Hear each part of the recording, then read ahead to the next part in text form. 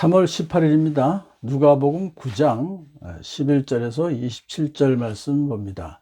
오늘 말씀은 아주 유명한 열 문화의 비유라고 하는 것인데, 예수님께서 이제 세관장 삭개오의 집에 있을 때 거기에 모여있던 사람들에게 이 비유를 말씀하셨습니다. 귀족 출신의 어떤 사람이 왕위를 받아가지고 오려고 먼 나라로 길을 떠나게 되었다. 그러니까 이게 왕위를 받아 가지고 오는데 걸리는 시간이 상당히 걸린다는 거죠. 먼 나라로 갔으니까.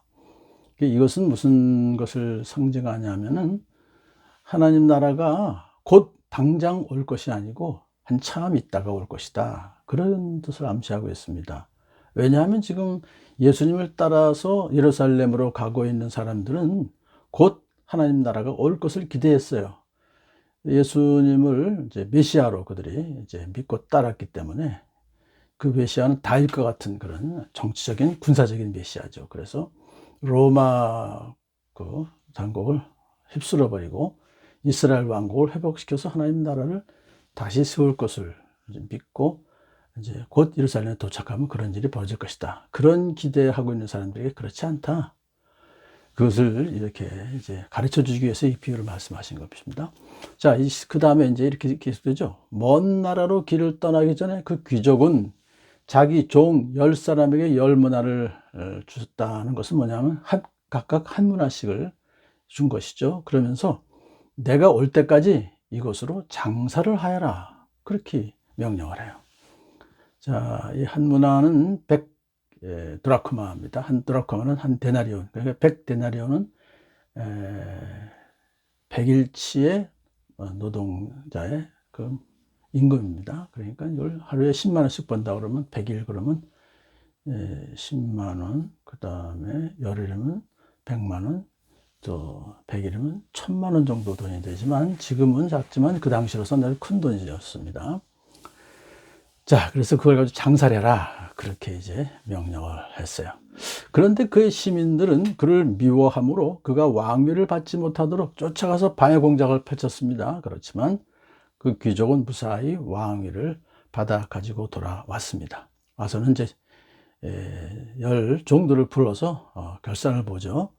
그랬더니 10문화, 한 사람은 이제 한 문화 가지고 10문화를 벌었습니다, 그렇게 보고를 했어요. 그랬더니 착한 종아, 내가 아주 작은 일에 신실하였으니 10고를 다스리는 권세를 차지하여라. 이 작은 일이라고 하는 것은, 왜냐하면 10문화라고 하면 그래도 뭐 10,000만 원 가지고 1억 벌었으니까 많이 번 거죠. 그게 큰일을 한 것입니다. 하지만 주인 입장에서 볼 때는 그건 그렇게 큰일이 아니다, 작은 일에 충실했다, 그래서 내가 10고를 다스리는 권세를 주겠다. 그건 굉장히 큰 거죠. 엄청난 보상을 해주는 거죠. 그렇게 내가 해주겠다.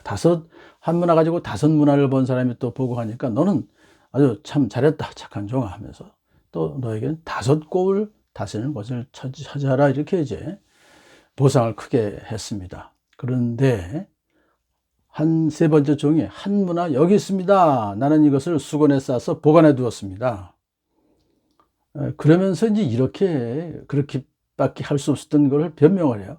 주인님은 야무진 분이라서 맡기지 않은 것을 찾아가시고 심지 않은 것을 거두어 가심으로 나는 주인님을 무서워하여 이렇게 하였습니다, 이렇게 이제 말을 해요.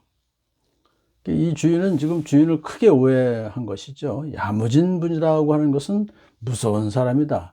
그래서 조금이라도 자기가 이거 가지고 하다가 뭐 실수해서 다 날려버리면은 엄청난 벌을, 책망을 받을 것이다, 아마 그런 것이 아주 두렵기 때문에 아예 일을 할 생각을 안 했다, 그런 뜻이죠.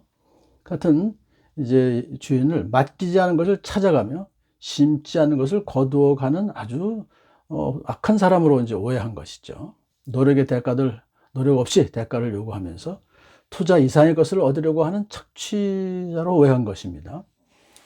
자, 이렇게 그 얘기를 하니까 참 주인이 그렇게 그에게 말해요. 악한 종아, 나는 내 입에서 나온 말로 너를 심판하겠다, 그래요. 그러니까 뭐 이거 한 문화를 그대로 가져온 거, 그것 때문에 내가 널 심판하는 게 아니고 네 입에서 나온 말, 그거 뭐죠? 주인에 대해서 제대로 알지 못하고 오해했던 거죠. 주인을 아주 악한 주인으로 그렇게 말을 했잖아요. 그거에 대해서 내가 심판하겠다. 그렇게 말해요. 자, 사실 앞에 두 사람의 경우에 10문화, 5문화에 눌린 사람한테 굉장히 크게 상급을 주잖아요. 그러니까 주인은 공의를 소중히 여기며 종 기울인 노력의 결과는 비교도 안 될 정도의 풍성한 상을 베푸는 좋은 사람이에요. 근데 그를 나쁜 사람으로 오해했다는 것이죠. 그러면서 이렇게 또 말합니다. 적어도 네가 주인이 돈만 아는 사람이라고 하면 이 돈을 은행에다가 예금해서 원금과 이자를 원리금을 같이 주인에게 줘야 되는 거 아니야? 그런 것이죠.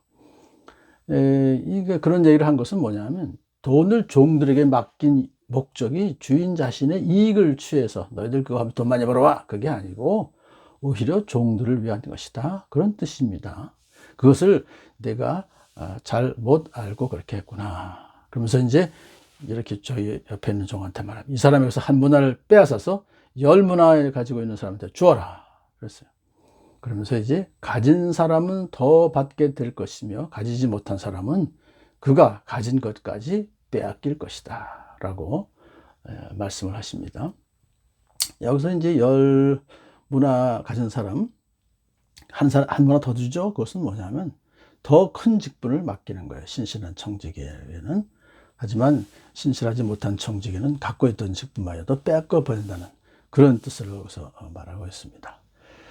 자, 그러니까 이제 이 비유가 우리에게 주는 교훈은 하나님 나라가 언제 올지 모르지만은 그 올 때까지 우리가 해야 될 그 직분을 하나님께서 맡겨주셔, 은사를 우리에게 주셨으니까 그것이 많고 적음 거기에 연연하지 말고 주어진 직분을 신실하게 잘 감사함으로 충성함으로 일을 해야 한다 그러시죠. 자, 이제 마지막에 그리고 내가 자기들의 왕이 되는 것을 원하지 않는 나의 이 원수들을 이리로 끌어다가 내 앞에서 죽여라 라고 아주 엄한 말씀하시죠. 이것은 매우 엄하게 심판하시는 것인데 그건 뭐냐면요, 아까 처음에 이 왕위를 받으러 간다 그랬더니 가서 방해 공작했던 그들 아닙니까? 그래서 왕은 또 예수님을 상징하는 거 아니에요?